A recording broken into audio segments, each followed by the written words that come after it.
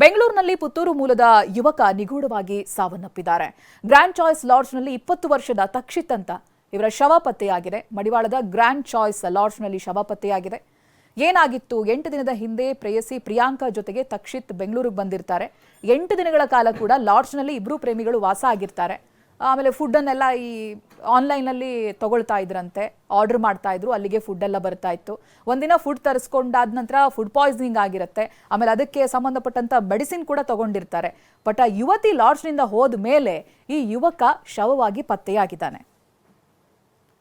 9ನೇ ತಾರೀಕು check in ಆಗಿದೆ. ಇಬ್ರು ಬಂದಿದ್ರು, ಏನೋ ಕಾಲೇಜ್ ಪರ್ಪಸ್ ಅಂತ ವಿಸಿಟ್ ಮಾಡಿದ್ದಾರೆ. ಕಂಟಿನ್ಯೂ ಮಾಡ್ತಾ ಹೋದ್ರು. ಚೆಕ್ಔಟ್ ಆಗಿಲ್ಲ, ಕಾಲೇಜ್ ಇದನ್ನು ಕೆಲಸ ಆಗಿಲ್ಲ ಅಂತ ಕಂಟಿನ್ಯೂ ಮಾಡ್ತಾ ಹೋಗ್ತಾ ಇದ್ರು. ನಿನ್ನೆ ಚೆಕ್ಔಟ್ ಟೈಮಲ್ಲಿ ನಾವು ಕಾಲ್ ಮಾಡಿದ್ದೆ ಅವರಿಗೆ. ಪೇಮೆಂಟ್ ಡೈಲಿ ಕೊಡ್ತಾ ಇದ್ದೆವು. ನಿನ್ನೆ ಬ್ಯಾಲೆನ್ಸ್ ಇತ್ತು, ನಿನ್ನೆ ಕಂಟಿನ್ಯೂ ಬ್ಯಾಲೆನ್ಸ್ ಇತ್ತು. ಹಂಗೆ ನಾವು ಕಾಲ್ ಮಾಡುವಾಗ ರಿಸೀವ್ ಮಾಡ್ತಾ ಇರಲಿಲ್ಲ. ನಮ್ಗೆ ಡೌಟ್ ಆಗಿ ಹುಡುಗಿ ಮುನ್ನ ಹೋಗಿದ್ಲು. ನಿನ್ನೆ ಡೌಟ್ ಆಗಿ ಸ್ಟೇಷನ್ಗೆ ಇನ್ಫಾರ್ಮ್ ಮಾಡಿದ್ವಿ ನಾವು. ಅವಾಗ ಅವ್ರು ಬಂದು ಚೆಕ್ ಮಾಡುವಾಗ ಹುಡುಗ ಮಲಗಿದ್ದಾನೆ. ಏನಂತ ಗೊತ್ತಿಲ್ಲ, ಹಾರ್ಟ್ ಅಟ್ಯಾಕ್ ಅಲ್ಲ ಏನು ಪ್ರಾಬ್ಲಮ್ ಅಂತ ಗೊತ್ತಿಲ್ಲ. ಅದು ಬಿಟ್ಟು ಏನು ಇದೇನು ಮಾಡಿಲ್ಲ, ಹ್ಯಾಂಗ್ ಏನು ಮಾಡಿಲ್ಲ, ಮಲಗೇ ಇದ್ದಾನೆ.